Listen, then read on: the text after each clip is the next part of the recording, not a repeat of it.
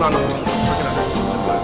그렇게 해서 멀리 있는 곳을 넓게 보여주시면 되고, 별도를 바라보면 이렇게 봤을 때 여기가 더 넓어 보이고, 가까운 곳으로 바라보면 그렇게 그려져 있는 그런 그림이 되겠습니다.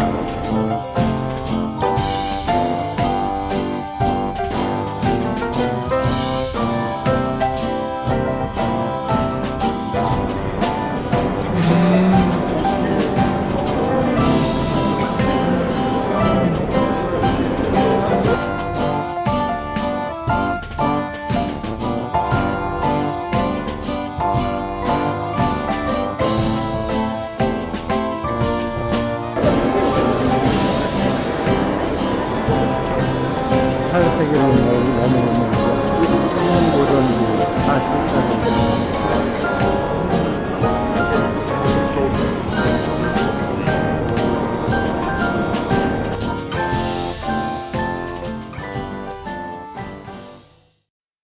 쪽에 있는 무릎을 꿇고 경건한 마음으로 기도를 들고 있는 모습을 보여주고 있는 저 인물이 바로 누가복음 말씀에 나오는 탕자입니다. 탕자.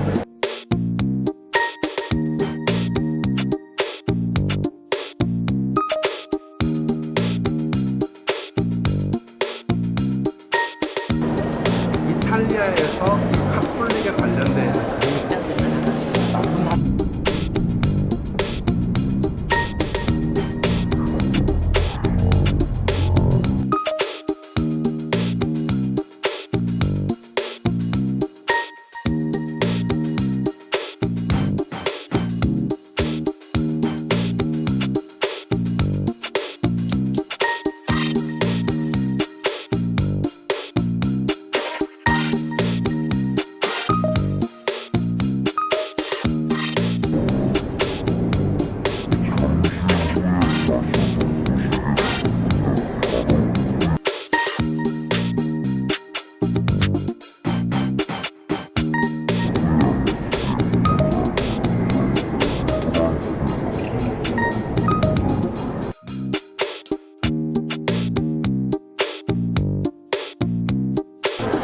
나쁜 렘브란트가 살았던 지역은 네덜란드. 그 네덜란드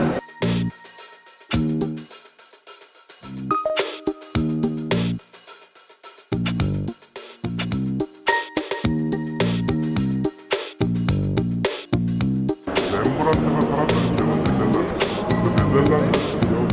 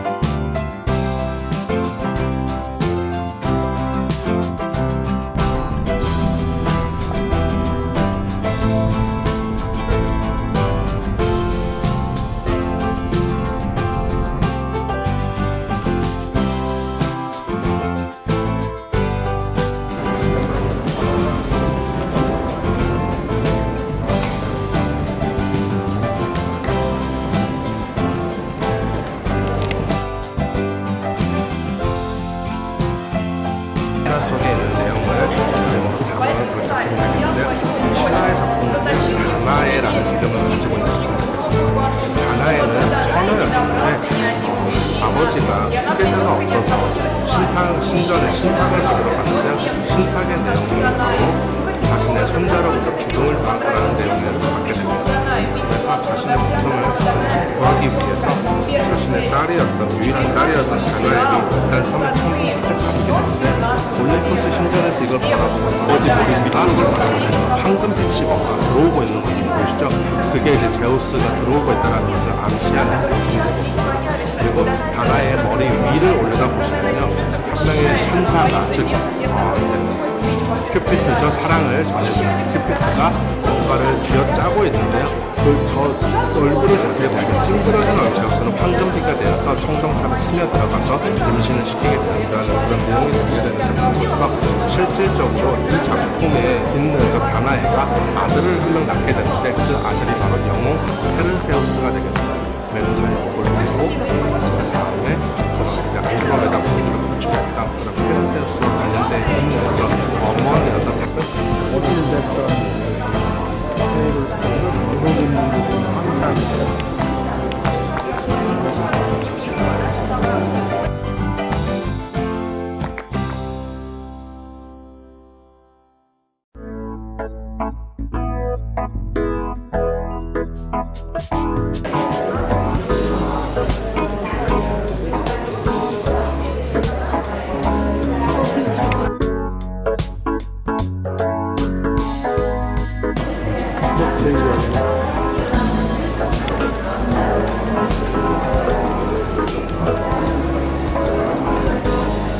이쪽에 오셔서 건너오셔서 보시게 되는 작품은요, 십자가에서 내려지는 그리스도라뇨 렘브란트가 루벤스의 그림 작품을 보고 와서 영감을 얻어서 그려진 작품이 되겠는데요.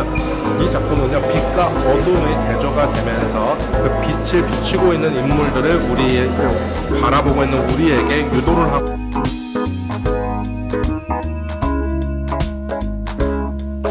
있는 그런 작품이 되겠는데요. 그리스도의 그런 순결한 마음을 갖고 있는 빛을 갖고 있는 저 하얀 몸으로 표현이 되어 있는 모습과 죽은 남자의 시체로서 표현이 된 거죠.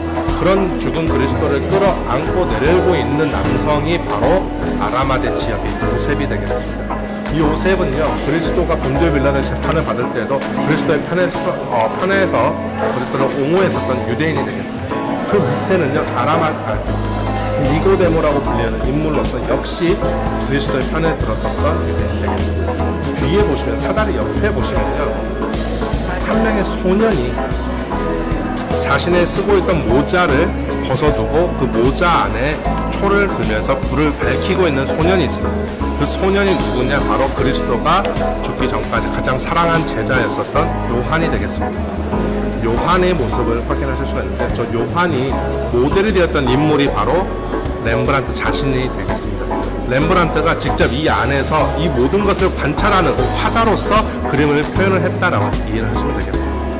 그렇게 그려진 이 중간 부분을 중심으로 해서 오른쪽 밑으로 내려다 보면은 빛이 빛나고 있는 이 빛이 반사가 되고 있는 부분에 여인이 한 명이 쓰러지고 있습니다. 이게 바로 마리아가 되겠죠. 아들의 이런 슬픔을 그대로 표현을 하고 있는 거죠. 기본적으로 카톨릭 성당에 그려진 마리아, 이 그리스도가 죽은 이후에 있는 하얀 천 위에 빛을 확인하실 수가 있겠습니다. 그러면서 순수한 그런 미소를 짓고 있는 여인들의 모습을 확인하실 수가 있는 이곳의 빛을 통해서 보여주고자 하는 것은 그리스도가 이제 이 천에 돌도 말려서 매장이 되게 되는데요. 매장을 하기 전에 그리스도의 몸을 부르는 그 하얀 천을 통해서 앞으로의 그리스도의 그 미래를 보여주는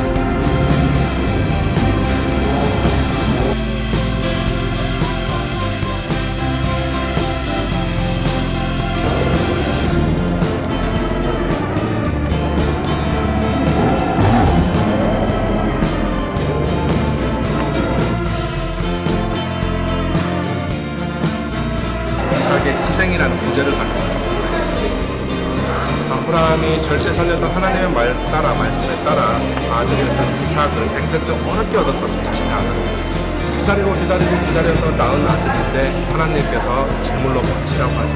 그것도 번제물로 태워서 바치는 제물이죠. 그렇게 바치라고 했을 때 이삭은 알고 있었어요. 자신이 제물로 바쳐질 거라는 사실을. 그러면서도 도망가지 않고 하나님께 이렇게 자신이 제물로 바쳐지는 것에 대한 영광으로 표현을 했기 때문에 밝은 빛을 갖고 있는 것으로 표현이 됩니다. 아브라함은 아들을 죽이기 싫어요. 그런 모습이 창백해진 얼굴로 표현을 하고 있는 게다가 하나님의 말씀 내려왔을 때 죽이기 싫은 마음을 표현을 어떻게 하느냐, 바로 칼을 놔버리는 거죠. 아들을 찔러서 죽여야 되는, 갈라야 되는 이 칼을 바로 놔버리면서 그 죽이기 싫다라는 그 마음이 표현이 된 거죠.